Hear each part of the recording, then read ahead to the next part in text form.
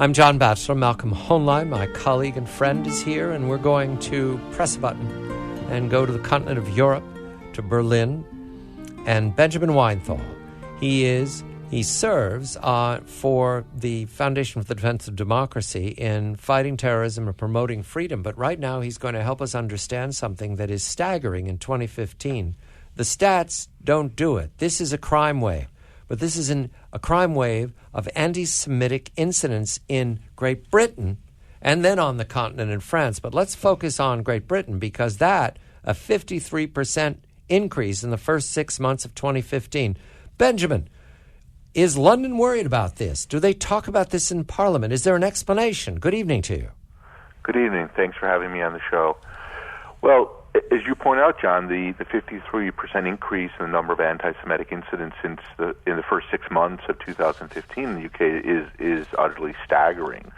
There are discussions about anti-Semitism in Britain from Prime Minister Cameron, who has voiced his concern, also politicians. But on the grassroots level, there's very little that's being done to combat anti-Semitism, particularly in British Muslim communities. There's also been difficulty in recognizing contemporary anti-Semitism, that is, bashing Israel or doing indirectly what one wants to do directly, that is criticize Jews, but using Israel as the whipping boy. We talked about the incidents in Great Britain, and I think there were 473 in the first half of 2015, and 333 more potential incidents, which were reported to the Community Security Trust, the Jewish Community Security Operation. And we work very closely, obviously, with them, and I know that these were not identified as anti-Semitic. And yet, in France, not only was there an increase, but an 84% increase in the number of anti-Semitic incidents, including physical violence in too many cases. So the question is that France and Britain were always different in that Britain, it started from the elites and worked down. In France, it was always bottom up. Are we seeing that difference, or is there today a universal pattern, including in Scandinavia and other places, the source of it, who participates in it? Well, there is a universal pattern. I mean, when you look at the suspects, or the perpetrators, I should say, involved, most of whom are, for example, in Britain, British Muslims, in France, French Muslims, in Sweden, for example, Swedish Muslims, make up the bulk of the offenders, perpetrators. In Germany, where I'm at right now in Berlin, the Jewish Maccabi Games are taking place, sporting event, huge event here, and there was a warning issued to participants that groups should not identify themselves as Jewish and go into neighborhoods where German Muslims make a majority. That was reported in a large German daily here.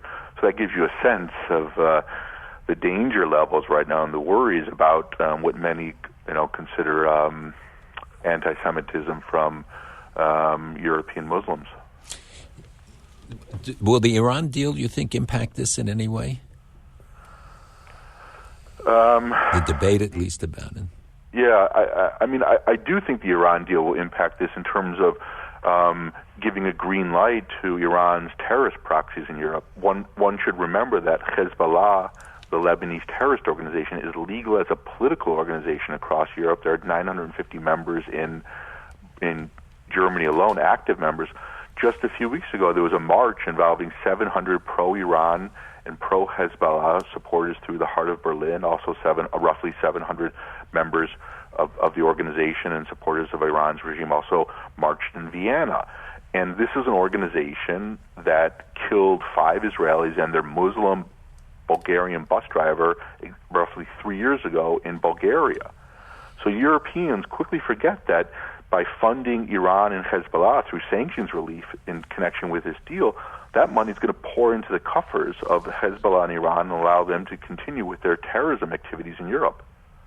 Malcolm, we've been talking about anti-Semitism now. We started in France about 2 years ago. Mm-hmm. Is your sense that this is related to the troubles, the civil wars in the Middle East, and to the dislocation of the dishomed of North Africa and the Middle East, the spreading of the refugees? We're told now that, I believe, if I get the stats correctly, of the poorest people on the planet, 50% come from nations that are essentially failed states, right. the weakest sovereigns, and that we're also told that there are more people on the move, immigration or desperate immigration, than ever before, 60 million. Mm-hmm. Does that explain this rise of anti-Semitism, that what you have are the neighborhoods of Europe being unstable? Those are factors, and it's the mass immigration, and I'm sure Mr. Weinthal will have comments on this as well, but the large numbers, you're talking about 10% or more of the population,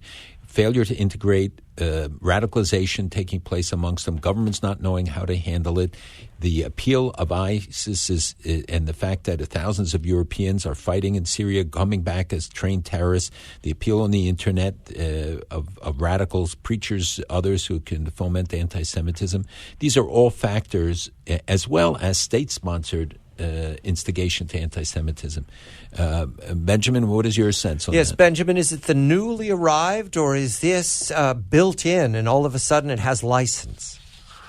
Well, I think it's a combination of three factors. I think it's what John initially said, the return of Islamic State fighters, the rise of jihadi organizations like Hezbollah in Europe, also Hamas activity. There are several hundred Hamas members in Germany, the failure to integrate large swaths of immigrant communities.